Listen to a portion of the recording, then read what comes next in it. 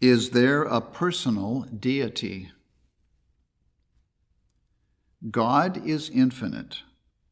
He is neither a limited mind nor a limited body. God is love, and love is principle, not person. What the person of the infinite is, we know not. But we are gratefully and lovingly conscious of the fatherliness of this supreme being.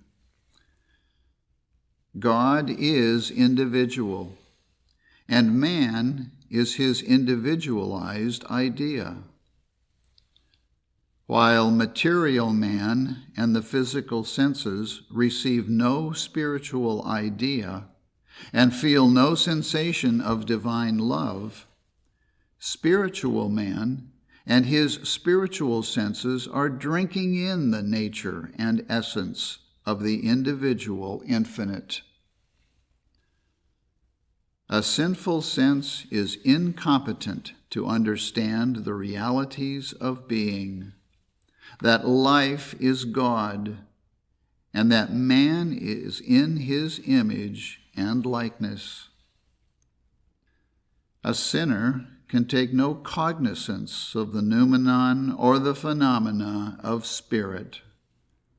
But leaving sin, sense rises to the fullness of the stature of man in Christ. Person is formed after the manner of mortal man, so far as he can conceive of personality. Limitless personality is inconceivable. His person and perfection are neither self-created nor discerned through imperfection, and of God as a person, human reason, imagination, and revelation give us no knowledge. Error would fashion deity in a man-like mold, while truth is molding a godlike man. When the term divine principle is used to signify deity, it may seem distant or cold until better apprehended. This principle is mind, substance, life, truth, love.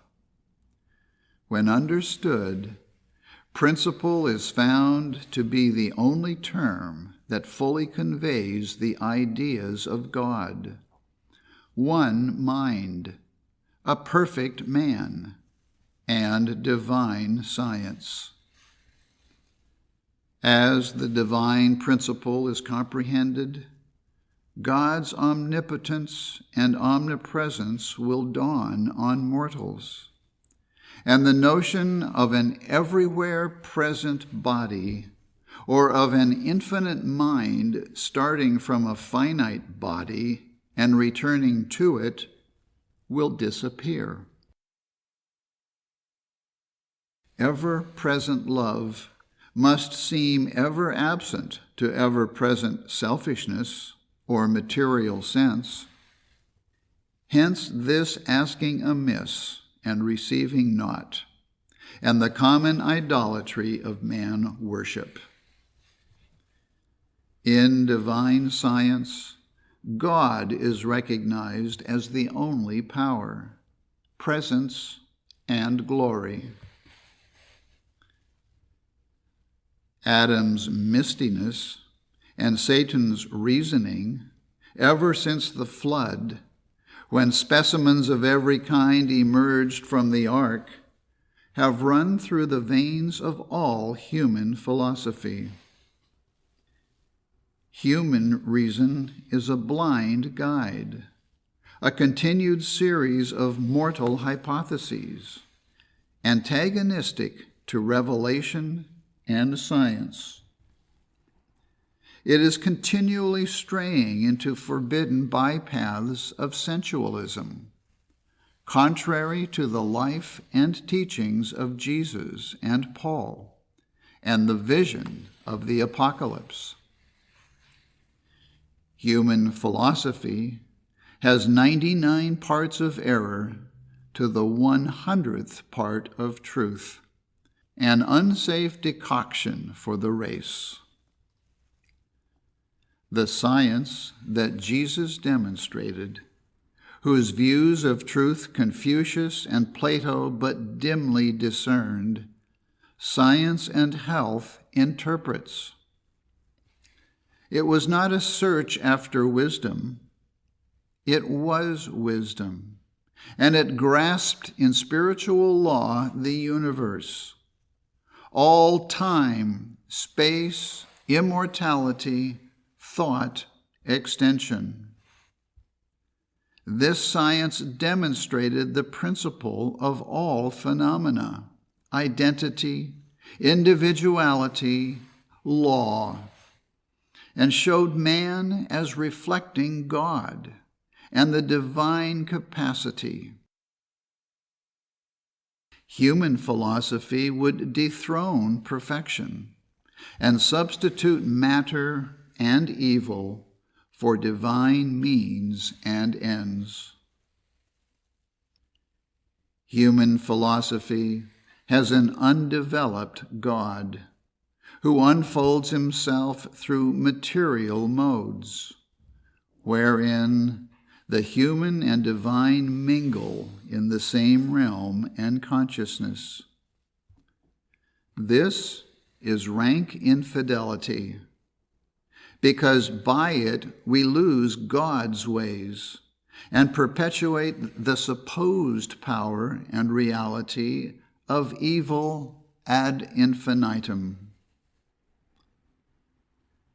Christian science rends this veil in the pantheon of many gods and reproduces the teachings of Jesus, whose philosophy is incontestable, bears the strain of time, and brings in the glories of eternity.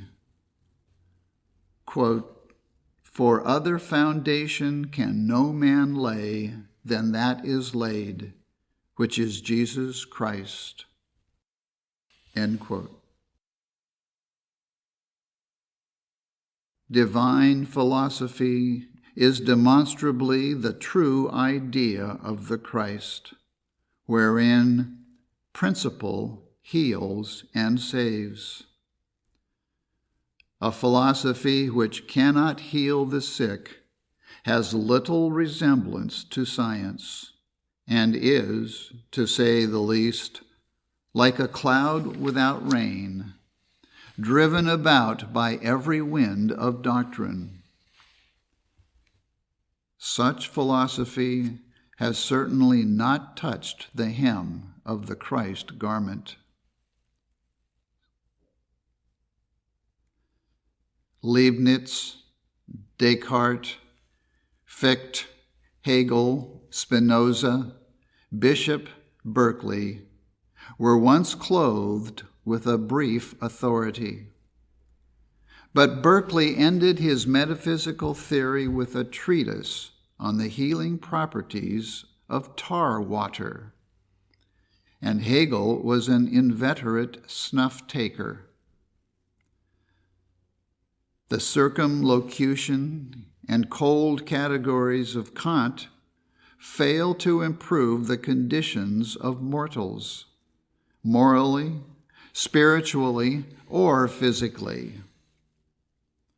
Such miscalled metaphysical systems are reeds shaken by the wind. Compared with the inspired wisdom and infinite meaning of the word of truth, they are as moonbeams to the sun, or as Stygian night to the kindling dawn.